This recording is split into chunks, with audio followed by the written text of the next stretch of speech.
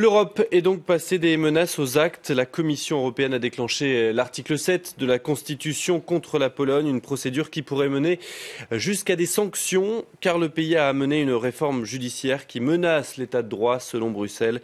Écoutez la réponse du président polonais. I podjąłem decyzję o podpisaniu obydwu tych ustaw. Uważam, że wprowadzamy w Polsce bardzo dobre rozwiązania. Bonnes solutions qui amélioreront l'efficacité du système judiciaire. Les Polonais vont de nouveau avoir confiance dans la justice, dans nos tribunaux et dans notre système judiciaire. Et nous sommes en ligne à présent avec Dorota Dąbrowska. Vous êtes professeure en sciences politiques à l'université Lyon 2. Bonsoir, merci d'être avec nous. Selon vous, c'est une arme nucléaire, cet article 7, c'est ainsi que certains le qualifient, hein. Arme nucléaire, c'est ça la question, oui et non.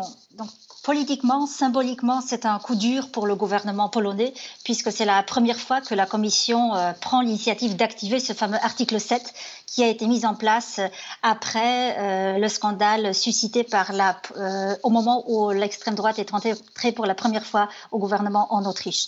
Donc, c'est une menace qui a été formulée il y a 2 ans, lorsque ce gouvernement en Pologne est arrivé au pouvoir, qui maintenant est mise à l'exécution. Le gouvernement polonais est stigmatisé dans l'arène européenne et internationale. Donc voilà, juridiquement, je dirais que ce processus va prendre du temps. Là, il n'est pas certain qu'il aboutisse. Il faut savoir que ce n'est pas la formulation la plus dure qui a été invoquée. Donc, ce n'est pas l'existence d'une violation grave et persistante par un État membre des valeurs européennes, parce que celle-ci aurait nécessité l'unanimité au Conseil, où se réunissent les ministres. Et on sait que Viktor Orban, le Premier ministre de la Hongrie, avait annoncé son veto. Donc, l'alinéa qui a finalement été choisi invoque un risque clair d'une violation grave de l'État de droit. Pourquoi cette formulation? Eh bien, parce que c'est la seule qui laisse une chance de réunir la majorité de 4/5 au Conseil, où se réunissent les ministres européens. Et donc, il faut aussi que le Parlement européen se prononce. Donc, tout cela va prendre du temps. Voilà. Pourquoi est-ce que la Pologne s'entête ainsi dans ce projet controversé? Il satisfait l'électorat du gouvernement, ce projet? Écoutez, l'électorat, il semble satisfait puisque le gouvernement est très populaire depuis 2 ans. Mais je pense que c'est pas seulement en raison de ce projet, c'est l'ensemble en fait de sa politique, y compris une politique sociale dont on parle moins. Voilà, donc c'est un gouvernement qui prône une certaine révolution conservatrice. Voilà, donc une politique très nationaliste. Et donc c'est un des éléments de cette réforme qui, selon les juristes, y compris les collègues juristes, les anciens collègues du président qui est juriste lui-même de Cracovie, est très critiquée parce qu'elle est, selon eux, contraire à la Constitution, puisque la Constitution garantit une répartition des pouvoirs et surtout l'indépendance du pouvoir judiciaire.